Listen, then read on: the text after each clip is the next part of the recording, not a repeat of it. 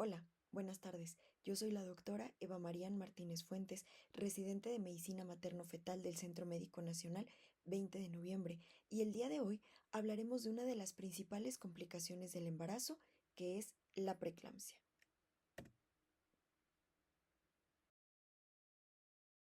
La preeclampsia se define como un trastorno multisistémico, el cual se caracteriza porque se presenta en embarazadas por arriba de las 20 semanas con cifras tensionales por arriba de 140 y o 90 milímetros de mercurio asociados a alguna otra sintomatología o signo clínico, por ejemplo la proteinuria, epigastralgia, síntomas cerebrales persistentes, trombocitopenia o alteraciones a cualquier otro órgano.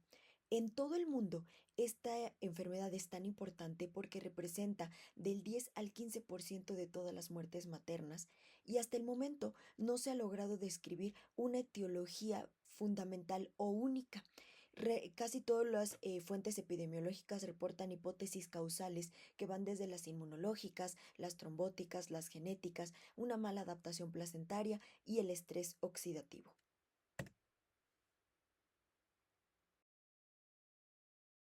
Ahora, ¿realmente sin proteinuria no hay preeclampsia? Es una pregunta que hemos hecho clásicamente desde que ha estado en estudio esta enfermedad. Hoy por hoy sabemos que la proteinuria ya no es un requisito si la paciente presenta disfunción en otros órganos. Recordemos que la preeclampsia por eso es que es llamada como un trastorno multisistémico, porque es un síndrome complejo que va a estar impulsado por una disfunción endotelial sistémica. Básicamente, la placenta actúa como un detonante de una enfermedad que ataca los vasos sanguíneos de todo el organismo y por eso es que se presentan signos y síntomas a distintos niveles y que abarcan o que involucran distintos órganos, los cuales se van a manifestar en síntomas clásicos que veremos más adelante.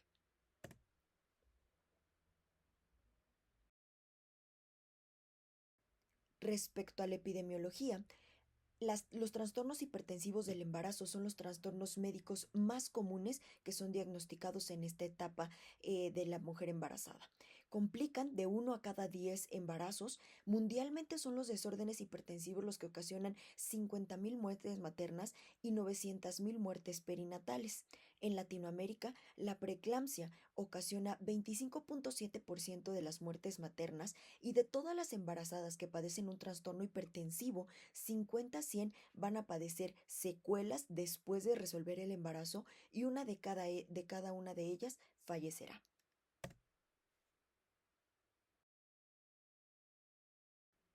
Hoy por hoy, la clasificación básicamente no ha cambiado. Los trastornos hipertensivos del embarazo siguen dividiéndose en hipertensión gestacional, en preeclampsia, preeclampsia con criterios de severidad y en la hipertensión arterial sistémica crónica con una preeclampsia sobreagregada. Como veremos más adelante, el llamarlos así realmente es pura mera clasificación, porque hasta el momento no existe como tal una preeclampsia la cual no involucre o no ponga a la embarazada con factores de riesgo para que pueda generar realmente criterios de severidad o cualquier alteración severa a nivel multiorgánico.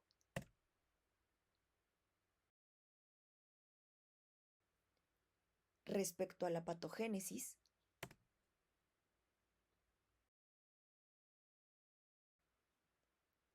veremos que la hipertensión arterial crónica persistente o que ya está presente en una mujer embarazada le va a provocar que exista un daño vascular, que esto va a ser el principal factor de riesgo para que se presente este daño endotelial del que hablábamos al inicio.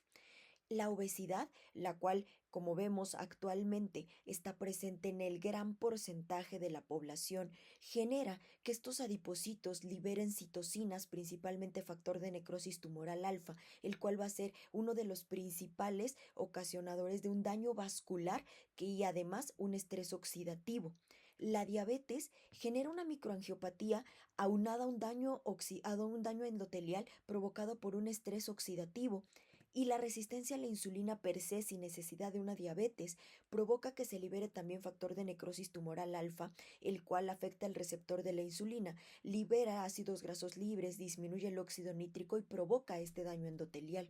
Enfermedades con presencias de anticuerpos antifosfolípido genera que haya una trombosis de vasos placentarios, provoca infartos, daño de las arterias espirales, provocando una alteración en la remodelación y así un daño endotelial.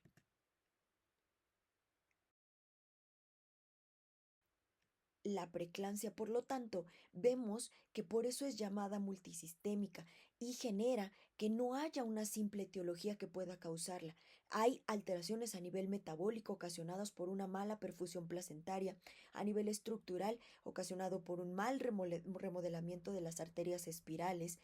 a nivel genético por una tolerancia inmunológica de la interfase materno-fetal y veremos más adelante que a nivel angiogénico y antiangiogénico con biomarcadores de pronóstico que nos van a ayudar a detectar de manera oportuna y temprana esta enfermedad para hacer acciones que puedan ayudarnos a prevenir esta enfermedad.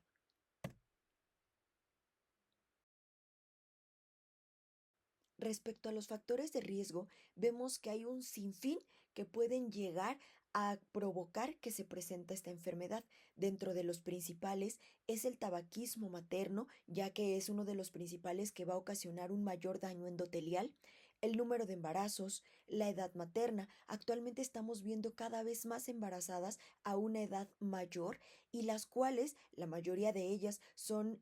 ayudadas con fertilización in vitro o cualquier otra técnica de reproducción asistida para que puedan embarazarse. Y esto generalmente aumenta el factor de riesgo para que se presente esta enfermedad. El hecho de que haya alteraciones a nivel de ciertos factores inmunológicos, el hecho de que sean gestaciones múltiples, inclusive la historia familiar o la predisposición genética. Es muy importante indagar en la historia familiar de la paciente embarazada, si su mamá, hermanas o algún familiar directo no tuvo o presentó preeclampsia en embarazos previos, lo cual va a condicionar que se presente preeclampsia principalmente temprana, la cual es aquella que se presenta antes de las 34 semanas de gestación. La preeclampsia tardía finalmente tiene otros factores, pero esta es la que se va a presentar por arriba de las 34 semanas.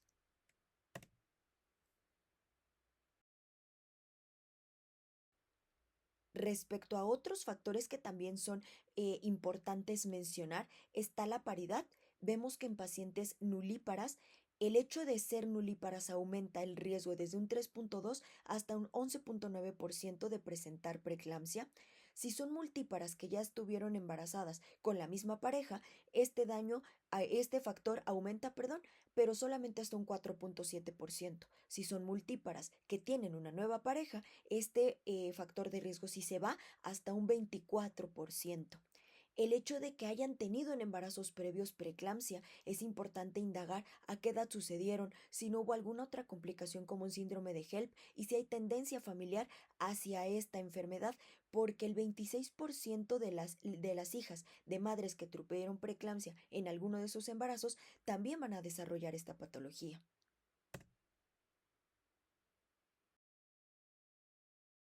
Otros de los factores que también es importante, principalmente es la presión elevada al ingreso, es decir, cuando conocemos por primera vez a la embarazada. La obesidad va a ser importante porque, como ya habíamos mencionado antes, esta va a estar involucrada principalmente en la liberación de factor de necrosis tumoral alfa, en hiperlipidemia, lo cual va a provocar un estrés oxidativo que a su vez va a conllevar a una disfunción endotelial que va a ser más propensa a esta paciente a presentar preeclampsia. El hecho de que haya historia previa de tabaquismo, el número de abortos en caso de que los haya tenido. Una raza negra realmente no fue un factor de riesgo siempre y cuando la presión arterial y la obesidad estén controladas o no estén presentes. Si hay una exposición al esperma de la pareja, realmente es un factor protector. Se ha visto que el no tener sexo oral parece ser un factor adicional de riesgo porque se encontró una menor incidencia de preeclampsia entre las mujeres que sí tuvieron exposición previa al esperma de la pareja respecto a las que no lo tuvieron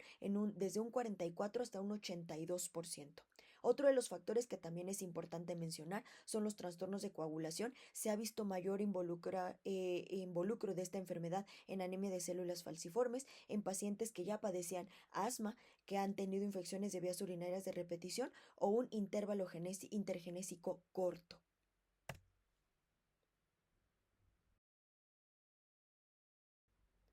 Respecto a la placentación, esto es uno de los principales puntos que mencionar para entender la fisiopatología de la preeclampsia. Recordemos que la placentación se divide principalmente en dos oleadas, o que son las que más van a estar involucradas en el desarrollo de la preeclampsia. La primera oleada, que va a presentarse de las 10 a las 16 semanas, en las cuales el trofoblasto va a empezar a invadir la porción decidual de las arterias espirales. Esto con el fin de alterar la capa muscular que tienen estas arterias y devolverlas en arterias que van a ser de gran calibre y de baja resistencia para que entonces sean mayormente perfundidas. Esto con la finalidad de que lleven mayor sangre hacia toda esta área y que generen una mejor transfusión hacia la placentación. Cuando se viene la segunda oleada, que es de las 16 a las 22 semanas, entonces ya no solo el trofoblasto va a estar invadiendo la porción decidual de las arterias espirales, sino ya van a empezar a invadir la porción miometrial de estas arterias, provocando este cambio en la pared de las arterias espirales, que es lo que nos va a llevar a que haya una buena perfusión placentaria y a su vez un buen desarrollo de esta placenta que va a estar generando una buena perfusión y llevar una buena cantidad de oxígeno. El hecho de que haya un daño en cualquiera de estos dos pasos va a provocar todo lo contrario, es decir, una hipoperfusión con una disminución la cantidad de oxígeno que va a estar llevando la sangre materna hacia la placenta y por lo tanto va a provocar una alteración en la disfunción endotelial de estos vasos y a su vez este va a ser el principal factor para que se genere la preeclampsia. Por eso es que cuando normalmente hacemos acciones o damos acciones en la mujer embarazada para evitar que se desencadene la preeclampsia, lo hacemos en las 16, en las 12 a las 16 semanas. Si lo hacemos después de las 16 semanas, prácticamente ya no va a ser el efecto que estamos buscando para prevenir que se desarrolle esta enfermedad.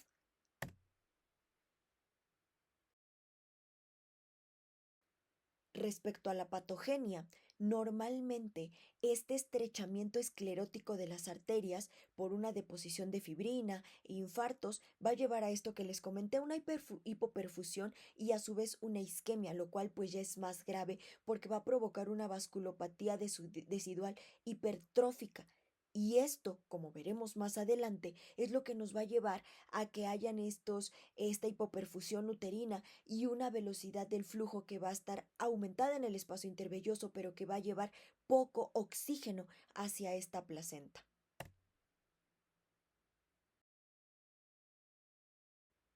Entonces, esta hipoxia, esta isquemia placentaria provocan cambios fisiológicos en las arterias espirales que solo se van a limitar a la decidua y ya no van a hacer estos cambios a nivel del miometrio o a nivel de la invasión miometrial. Por lo tanto, se genera esta hipoperfusión uterina y una velocidad de flujo aumentada en el espacio intervelloso.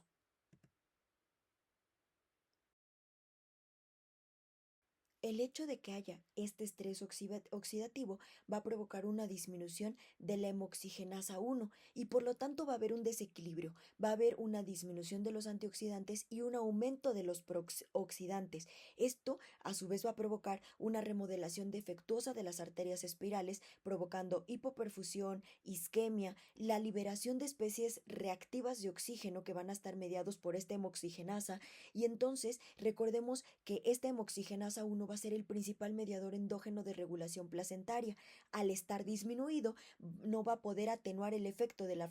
factor de necrosis tumoral alfa, que es este antiangiogénico, y por lo tanto es lo que nos va a generar esta fisiopatología o esta alteración de daño endotelial principalmente.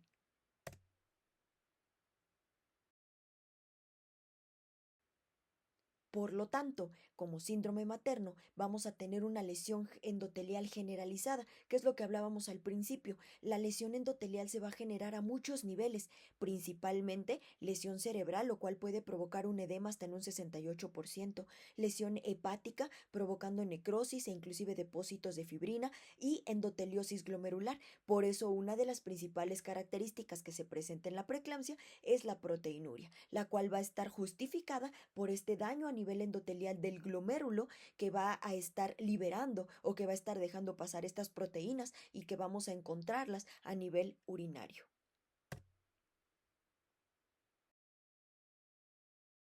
Toda esta fisiopatología que hemos venido hablando podemos resumirla en este cuadro de manera general. Entonces, la placentación anormal, que ya hablábamos que es una mala invasión del trofoblasto hacia las arterias espirales, va a provocar una disminución de la perfusión placentaria. Esta patología placentaria va a hacer que se liberen factores tóxicos circulantes. Estos factores va a aumentar la producción de la endotelina, del tromboxano, de la sensibilidad vascular a la angiotensina 2 y esto va a disminuir la liberación de óxido nítrico y de la prostaciclina, provocando a su vez una disfunción endotelial que se va a ver manifestada por vasoconstricción e hipercoagulabilidad, provocando a su vez hipertensión arterial, que ya vimos la elevación de estas cifras tensionales, una lesión glomerular que la vamos a ver principalmente a nivel de la proteinuria, trombopenia, hemólisis, isquemia hepática, lo cual se traduce en un síndrome de HELP que puede o no estar presente en esta enfermedad, en la preeclampsia. Y de lo más grave que se puede presentar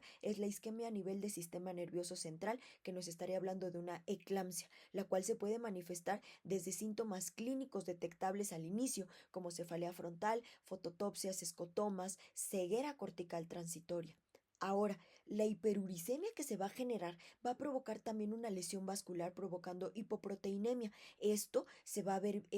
principalmente con un edema, que el cual también puede presentarse a nivel de pulmón y el cual va a ser muy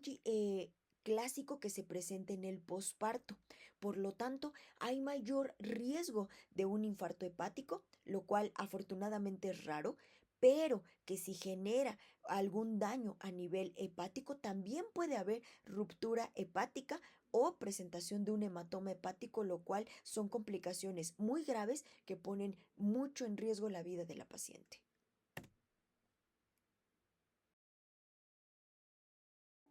Respecto al tamizaje, cada vez vamos avanzando más en detectar de manera oportuna a las pacientes que tienen mayor riesgo de llegar a presentar preeclampsia, lo cual nos ha abierto las puertas para hacer acciones tempranas que puedan ayudarnos a prevenir el desarrollo de esta enfermedad de manera oportuna.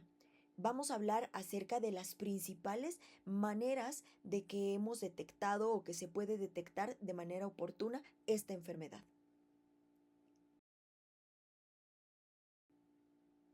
Principalmente con el ultrasonido, lo que hacemos es la medición del índice de pulsatilidad de las arterias uterinas.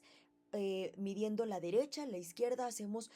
un promedio y esto, el hecho de medir este índice de pulsatilidad medio de ambas arterias uterinas, nos ha dado una sensibilidad de un 85%, una especificidad de un 95% y un valor predictivo positivo de hasta un 18%, siendo uno de los principales métodos que ahorita ocupamos en medicina materno-fetal para poder identificar a toda aquella paciente embarazada que tenga factor de riesgo para poder presentar esta enfermedad.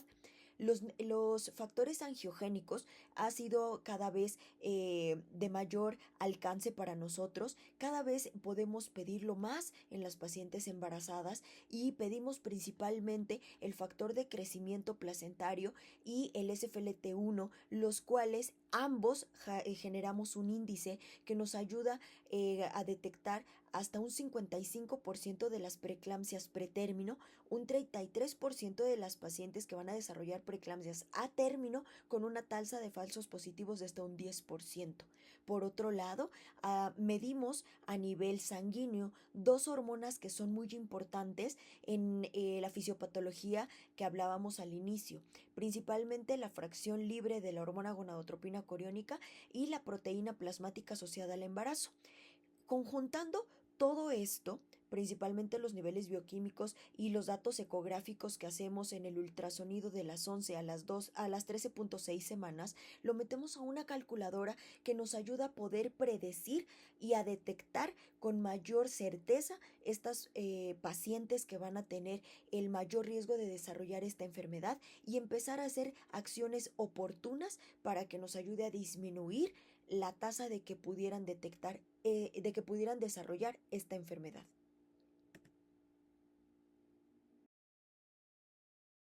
La Fetal Medicine Foundation, en su última actualización del 2026, nos habla acerca de que meter a una calculadora la presión arterial media, el índice de los factores angiogénicos que yo les comentaba en la diapositiva pasada y el índice de pulsatilidad medio de las arterias uterinas nos dan una buena detección de preeclampsia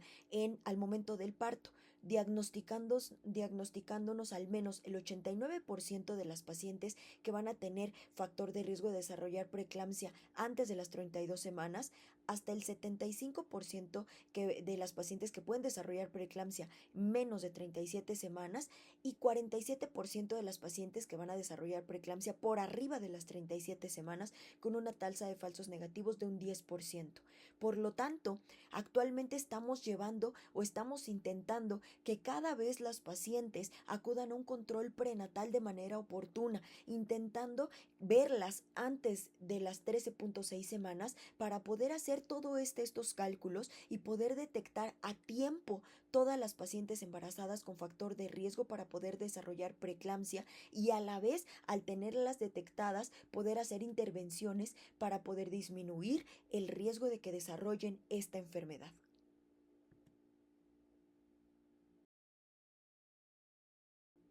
Respecto a la clasificación y al diagnóstico, vemos que a lo largo del tiempo ha habido ciertos cambios, los cuales no han sido muy relevantes. Hasta el momento, tanto el Colegio Americano de Ginecología y Obstetricia como la Guía de Práctica Clínica, las cuales recordemos que en su mayoría no están actualizadas, y otros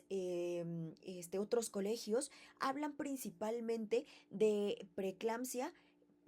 con criterios de severidad, hipertensión crónica con preeclampsia sobreagregada y sus complicaciones, principalmente síndrome de HELP y eclampsia.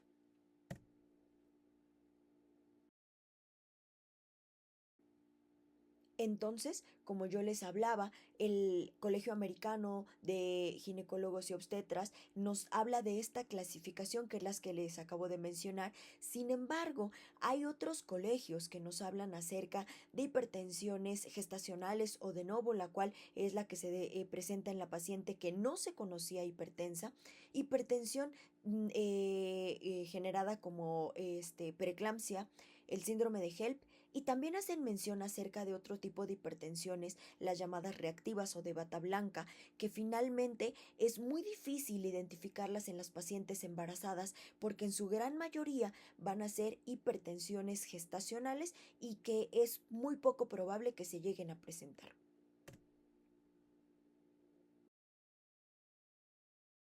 Respecto a los criterios diagnósticos, lo principal que tenemos que evaluar son las cifras tensionales. Vamos a ver que toda paciente que presente una cifra tensional arterial sistólica mayor o igual a 140 milímetros de mercurio o diastólica mayor o igual a 90 milímetros de mercurio en dos ocasiones separadas por al menos 4 horas va a ser suficiente para hacer diagnóstico de una hipertensión gestacional. Cuando se presentan cifras de presión arterial sistólica mayor o igual a 160 milímetros de mercurio o diastólica mayor o igual a 110 milímetros de mercurio en dos ocasiones separadas por al menos 15 minutos, va a ser suficiente para diagnosticar preeclampsia. Entonces, la hipertensión gestacional, ya vimos cuál es la diferencia con la preeclampsia. Pero ahora va a haber otros datos a nivel bioquímico y clínico que también nos pueden apoyar al diagnóstico. Hablábamos de que la proteinuria desde hace muchos años era fundamental para hacer el diagnóstico de preeclampsia. lo cual actualmente ya vimos que ya no es necesario. Puede haber algunos otros síntomas de daño a nivel orgánico en la mujer que no sea necesariamente una proteinuria y con lo cual también podamos diagnosticar una preeclampsia. Hablamos principalmente de trombocitopenia menor a 100.000, de alteración de las enzimas hepáticas mayor del doble, de un dolor persistente cuadrante superior derecho y o el epigastrio, de una insuficiencia renal que se vea presentada con una creatinina mayor a 1.1 miligramos por decilitro o el doble de la concentración basal en pacientes que ya tenían alguna alteración o daño a nivel renal, edema pulmonar o inclusive el índice proteína creatinina en 0.3 miligramos por decilitro o más de 2 cruces en la tira reactiva, o si tenemos una recolección de orina de 24 horas que se presente con una proteinuria de 300 miligramos o más. Ahora, realmente estos criterios yo creo que es lo más importante y lo que nos tenemos que llevar a casa. La presión arterial mayor o igual a 160 y o 110 milímetros de mercurio son pacientes que muy probablemente van a requerir una terapia porque desde el inicio nos está ya hablando de una preeclampsia con criterios de severidad. El hecho de que haya una disminución en el nivel de las plaquetas menor a 100.000 nos pone un foquito rojo porque muy probablemente esta paciente va a presentar algún nivel de hemorragia cuando se resuelva el embarazo. La creatinina es uno de los puntos más importantes. El hecho de que aumente por arriba de 1.1 nos habla de que muy probablemente la paciente va a presentar una falla renal más adelante, la cual ya se está manifestando desde ese punto. Y las enzimas hepáticas que superen el doble del límite normal es un mayor riesgo de que nos pueda desencadenar un síndrome de HELP esta paciente.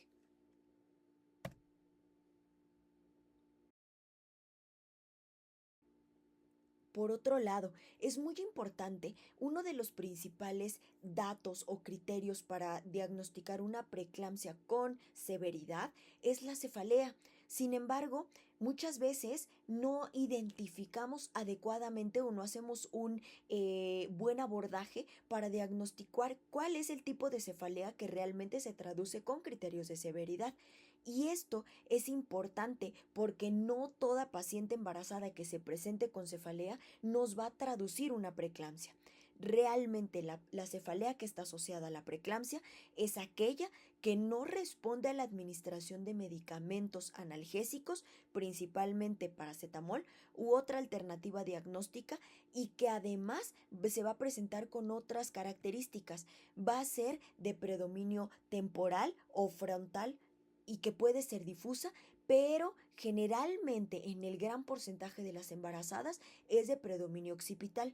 Las pacientes nos los van a referir como que es una cefalea que es palpitante o perforante y que además, a pesar de que va a persistir tras la administración de analgésicos, puede llegar a ser grave o inclusive incapacitante y que se puede presentar asociada a alteraciones como principalmente fosfenos, acúfenos, visión borrosa y náuseas. Si nos damos cuenta, todos estos síntomas que les acabo de mencionar son aquellos síntomas que tradicionalmente les hemos llamado datos de vasoespasmo. Pero ahora les pongo esta interrogante. ¿Realmente estos son producidos por un vasoespasmo?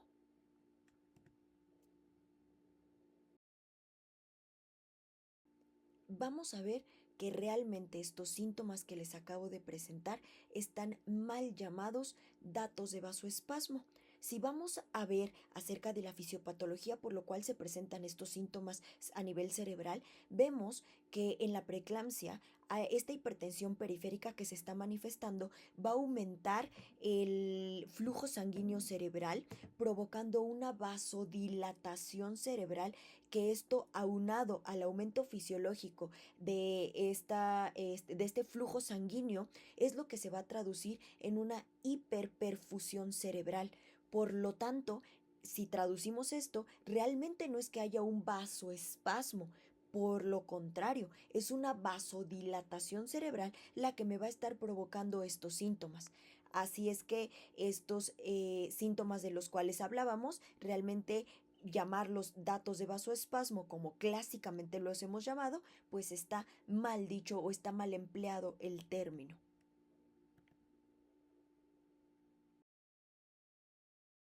Ahora, les hago mucho énfasis en entender la fisiopatología de lo que me provoca los síntomas a nivel cerebral, porque esto es donde nos va a estar el punto clave para entender por qué las pacientes con preeclampsia pueden llegar a presentar eclampsia. Hablábamos entonces acerca de que hay una vasodilatación a nivel cerebral. El hecho de que haya una vasodilatación va a provocar un edema cerebral que es vasogénico. Este edema, a su vez, va a provocar una compresión vascular que me provoca una hipertensión intracraneal. La disminución del flujo sanguíneo cerebral me va a provocar una isquemia. Entonces, hablando del edema cerebral, va a haber un desbalance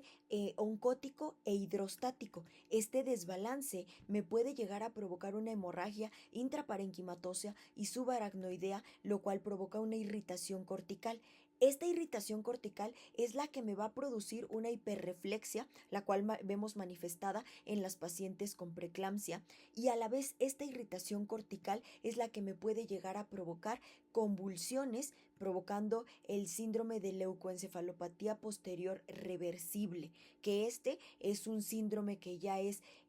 mucho más grave porque me provoca alteraciones y disfunción a nivel neurológico que puede dejar secuelas graves en la paciente embarazada que no logra resolverse de manera adecuada esta patología.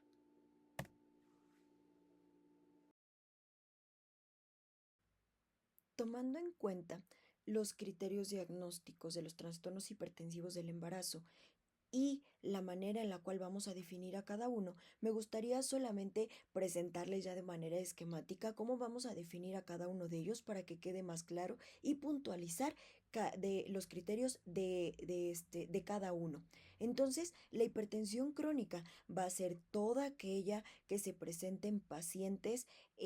con cifras tensionales elevadas y que tengan menos de 20 semanas de embarazo. Si recordamos la fisiopatología, prácticamente va a ser imposible que la placentación de la cual hablábamos, de esta mala perfusión placentaria, sea la que esté provocando las cifras tensionales elevadas si la paciente tiene menos de 20 semanas. En estos casos, es una paciente que ya tenía la hipertensión crónica, que se embarazó con esta enfermedad, pero que probablemente no había sido diagnosticada porque son pacientes que normalmente no se revisan de manera adecuada o no tienen un adecuado seguimiento y que jamás se habían dado cuenta que las cifras tensionales ya estaban elevadas. Por otro lado, la hipertensión gestacional va a ser la que se presente en embarazadas por arriba de 20 semanas y que además solamente sean las cifras tensionales las que estén presentes, pero que no haya alteración ni bioquímica ni clínica a ningún otro órgano, que no haya prácticamente daño a órgano blanco. La hipertensión crónica con preeclampsia sobreagregada, esta va a ser importante porque es muy difícil a veces diagnosticarla o hacer la separación o la división entre cuál es una hipertensión crónica con preeclampsia sobreagregada, cuál es la paciente que solamente tiene una descompensación de su hipertensión crónica. Entonces es muy importante hacer esta diferencia para poder diagnosticar bien a la paciente y no confundirnos entre estos términos. Esta hipertensión es la que se va a presentar en pacientes o bien que debutaron con las cifras tensionales elevadas y que tenían menos de 20 semanas y que fueron diagnosticadas entonces con una hipertensión crónica, o pacientes que ya se conocían con la hipertensión y que así se embarazaron y que ahora están presentando criterios de preeclampsia, o bien la elevación de las cifras tensionales por arriba de los criterios que ya hablamos, o bien daño a algún otro órgano que los puede ser o bien a nivel hepático, o bien a nivel renal, o bien a nivel neurológico. Y las pacientes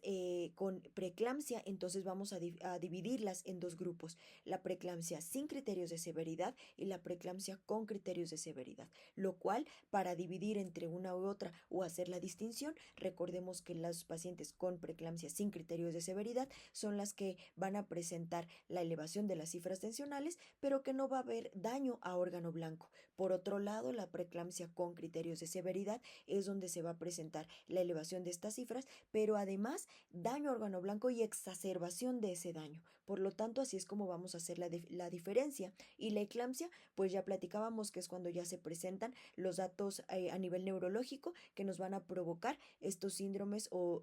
crisis convulsivas.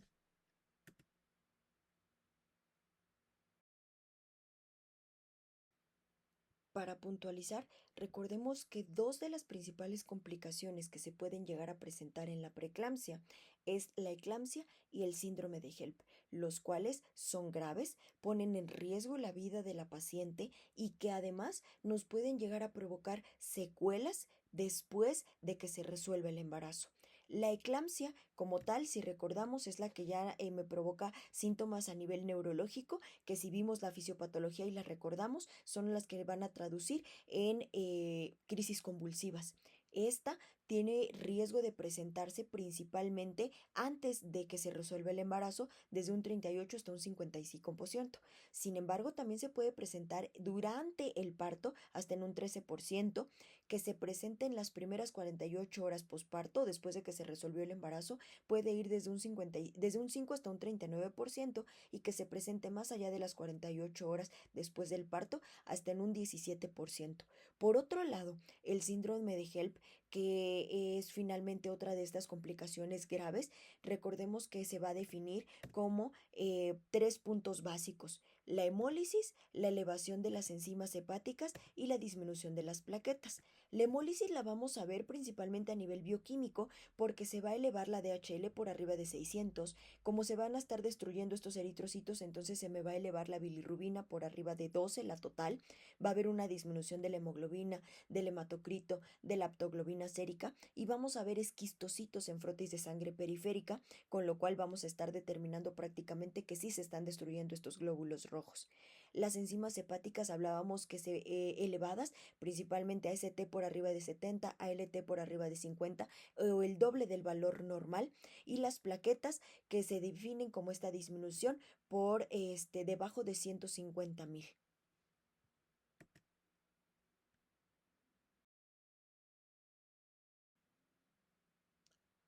Ahora, de las maneras más nuevas o de la bibliografía más nueva relativamente para hacer esta determinación de diagnóstico de hipertensión gestacional y preeclampsia, está el protocolo del Clínic de Barcelona. Ellos nos dicen que finalmente en toda paciente embarazada, que ya quedamos por arriba de 20 semanas, que se presente con cifras tensionales por arriba de 140 y o 90, pero además que tengan ausencia de lesión a órgano blanco, y ellos ya toman en cuenta para hacer el diagnóstico, si se dan cuenta, el índice de los factores angiogénicos para poder hacer el diagnóstico tanto de hipertensión como de preeclampsia. Estos niveles de factores angiogénicos, desafortunadamente en México, no es posible medírselo a todas las pacientes. Ya cada vez vamos avanzando más, cada vez es más fácil solicitarlos, los laboratorios actualmente ya lo tienen prácticamente todos. Sin embargo, todavía no están tan accesibles, porque en los grandes institutos muchas veces son estudios que no se procesan en ese mismo hospital, son estudios que se tienen que subrogar, o que a veces no está disponible el recurso y es un tanto difícil medirlos. Sin embargo, en un mundo ideal, esto es lo que tendríamos que estar haciendo para poder definir la que es preeclampsia de la que es solamente una hipertensión gestacional, que si bien de manera clásica podemos diferenciarlas por la presencia o no de lesión de daño a órgano blanco, los factores angiogénicos es un punto medible, cuantificable, y que sí nos puede hacer la diferencia entre una y otra si es que los tenemos presentes. A su vez, el medir este nivel de factores angiogénicos nos puede dar una pauta para determinar cuándo es que vamos a interrumpir el embarazo, dependiendo de los niveles que se estén presentando, como lo vamos a ver en la siguiente diapositiva. Este algoritmo es el que nos propone el Clínic de Barcelona, en donde nos menciona que solamente con el nivel de los factores angiogénicos podemos determinar la finalización o a qué semanas vamos a interrumpir el embarazo. Si la paciente está estable, ya tiene el diagnóstico probablemente de preeclampsia sin criterios de severidad, pero o de hipertensión gestacional, pero medimos los factores angiogénicos y hacemos este índice o este radio y nos sale por debajo de 110, entonces prácticamente la finalización del embarazo va a ser independiente de la edad gestacional. Si la paciente tiene estos factores angiogénicos por arriba de 110, prácticamente nos mencionan que hay que hacer una finalización inmediata del embarazo porque el riesgo de que se presente preeclampsia en las próximas horas, preeclampsia con criterios de severidad evidentemente, es alto. Ahora, si tenemos menos de este rango y la paciente tiene menos de 32 semanas y está estable, hablando de que no tiene nivel de daño a nivel de ningún órgano o a nivel orgánico de órgano blanco, que las cifras tensionales están controladas, podemos inclusive poner un madurador pulmonar fetal y dar un tratamiento conservador. Sin embargo, si la paciente está entre las 32 y las 33.6 semanas, entonces vamos a ocupar este índice de factores angiogénicos para definir. Si está por debajo o igual a 655, podemos dar un tratamiento conservador, estar vigilando a la paciente, se recomienda que esté hospitalizada para estar monitorizando las cifras tensionales y revalorarla a los 7 días o volver a medir estos factores angiogénicos a los 7 días para ver si aumentaron o se quedaron en el mismo nivel. Si estos factores están por arriba de 655 y la paciente está entre 32 y 33.6 semanas, lo que se nos recomienda es una finalización inmediata del embarazo previa maduración pulmonar fetal para ayudar a que no haya riesgo de síndrome de distrés respiratorio en el recién nacido. Si la paciente tiene entre 34 y 34.6 semanas, entonces lo ideal sería hacer una finalización inmediata del embarazo si es que están los niveles por arriba de 110, si están por debajo, podríamos inclusive dar un esquema de madurez de pulmón para el feto y después hacer la finalización del embarazo. Si la paciente está en las 35 semanas o más y tiene estos factores angiogénicos por arriba de 110, lo ideal es hacer una finalización inmediata del embarazo porque el riesgo de que se nos pueda presentar una preeclampsia severa o que inclusive evolucione a una eclampsia o un síndrome de HELP es alto. Entonces, este algoritmo pues nos traduce de manera muy esquematizada y muy ordenada a partir de qué semanas podemos ir definiendo que vamos a interrumpir el embarazo y que no nos vamos a esperar a pesar de que sea un feto prematuro, porque el riesgo que se pone o en el que ponemos a la paciente embarazada es muy alto. Entonces, es un buen esquema.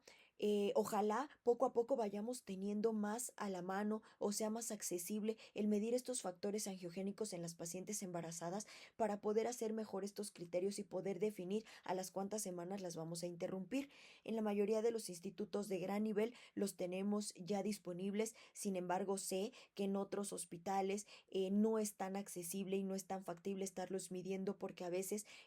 pues obviamente la paciente los tiene que costear de su propio bolsillo y muchas no tienen la posibilidad de estarlos midiendo inclusive cada 7 semanas como los mencionan en este algoritmo. Pero bueno, es una buena manera para poder definir finalmente los criterios de finalización del embarazo en esta patología. Respecto a la prevención, ya hablábamos un poquito cuando hablamos acerca de la manera de poder detectar a las pacientes que tuvieran factor de riesgo elevado para poder presentar la preeclampsia. Sin embargo, ¿cuáles son las conductas que realmente nos van a ayudar a prevenir que se presente esta enfermedad? Son de las que vamos a hablar a continuación. La aspirina es la única conducta que se ha visto que realmente nos ayuda para poder disminuir el riesgo de que se presente la preeclampsia. La aspirina clásicamente pues ya sabemos que inhibe la secreción de tromboxano A2, que inhibe también la agregación plaquetaria, pero no altera la secreción de prostaciclina endotelial y provoca una vasodilatación sistémica.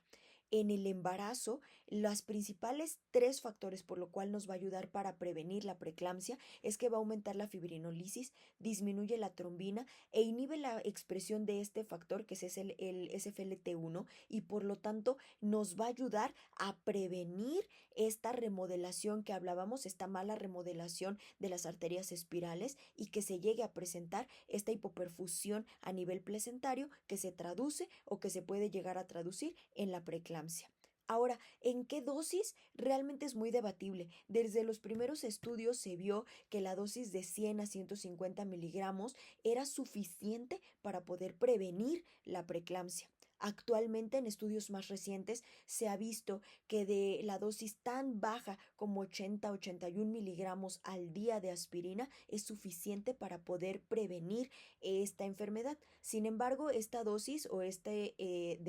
dosis de 80 miligramos es artículos principalmente americanos, en donde sí tienen disponibles dosis de ácido acetil salicílico desde 80 miligramos, lo cual son dosis que ocupan ellos pediátrica. En México, realmente dar una dosis de 80 miligramos es muy difícil porque no tenemos pastillas de ese gramaje. En México existen desde 100, 150, desde 100 hasta 300. Entonces, pues es más fácil decirle a la paciente que se tome una pastilla de 100 miligramos al día o que inclusive la de 300 la parta y tomemos 150 miligramos por día. En el estudio más actual que existe del 2026, se vio que la dosis ideal son 162 miligramos para poder disminuir el riesgo de que se presente la preeclampsia, pero que con 150 se ha visto que sí tiene un buen impacto y es suficiente para poder disminuir este riesgo. Por lo tanto, vemos que la aspirina es la única conducta que tiene una evidencia clínica y evidencia científica sustentable para poder realmente prevenir el hecho de que se llegue a presentar la preeclampsia en la paciente embarazada.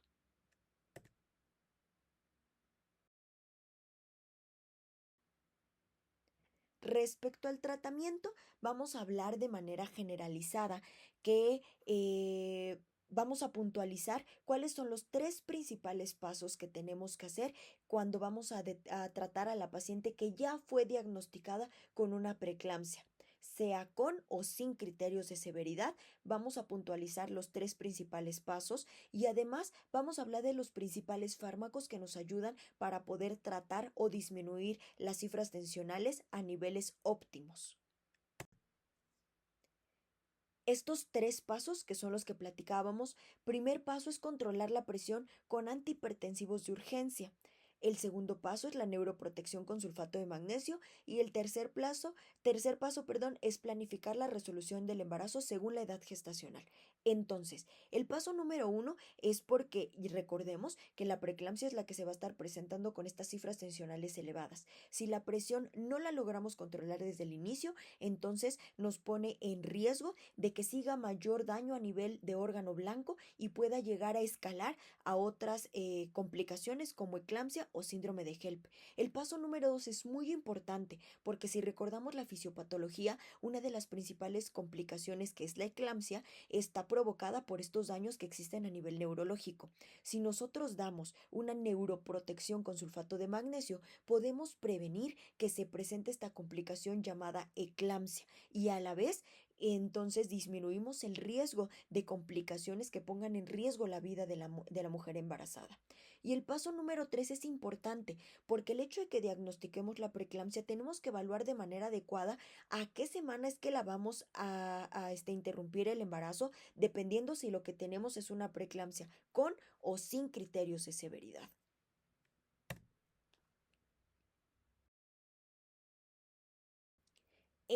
Generalmente el tratamiento, vamos a hablar acerca del tratamiento hipertensivo, vemos que cuando tenemos una hipertensión, ya sea hipertensión gestacional o preeclampsia, entonces el fármaco de primera elección hasta el momento es el labetalol. El labetalol es el medicamento que más nos ayuda para controlar las cifras tensionales sin provocar efectos adversos o efectos secundarios con la administración del mismo. Sin embargo, No en todos los hospitales lo tenemos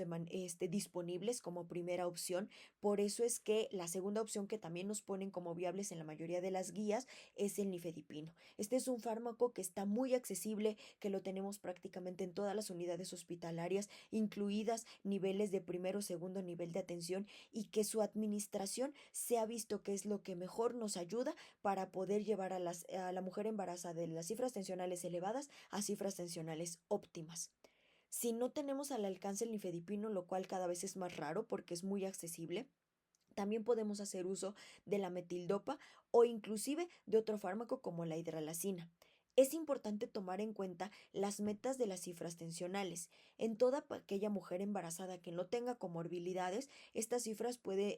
van a ser desde 130 a 155 la sistólica, a 80 a 105 la diastólica. Y en mujeres con comorbilidades va a ser estas cifras meta desde 130 hasta 139 la sistólica y de 80 a 89 la diastólica.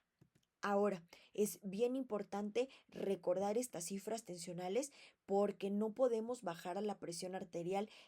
tan rápido en una mujer embarazada porque nos puede llegar a provocar complicaciones principalmente a nivel fetal como desprendimiento de placenta. Entonces es importante tomar en cuenta el escalamiento de estos fármacos, tomando en cuenta las opciones de como primera opción, como el abetalol y nifedipino, y en caso de que no los tengamos a la mano, que no estén accesibles, entonces hacer uso de las segundas o terceras opciones. Pero recordar siempre el objetivo, que va a ser la presión arterial, mantenerla entre 130 y 185 milímetros de mercurio o menos.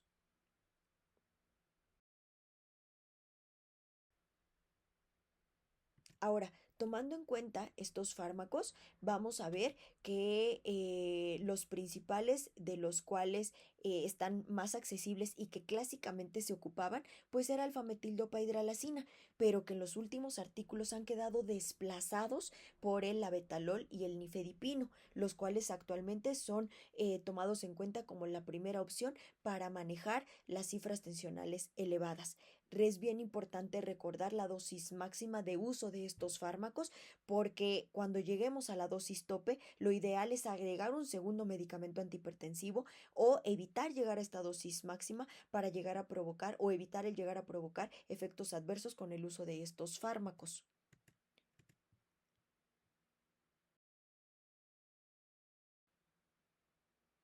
Ahora, en la preeclampsia con criterios de severidad, es bien importante puntualizar que la mayoría de los artículos nos mencionan, primera línea, la betalol y nifedipino, recordando que la betalol es administrado en bolo y el nifedipino puede ser inclusive vía oral. En segunda línea queda la hidralazina, ya que es un fármaco que se ha visto que sí disminuye las cifras tensionales, pero que es más accesible, menos provoca efectos adversos, nifedipino y la betalol. Es bien importante recordar la dosis máxima de la betalol, los 220 miligramos en 24 horas, y del nifedipino 50 miligramos en 24 horas, y así como la hidralazina 30 miligramos, para evitar hacer uso de ellos por arriba de esta dosis y llegar a provocar algún efecto adverso.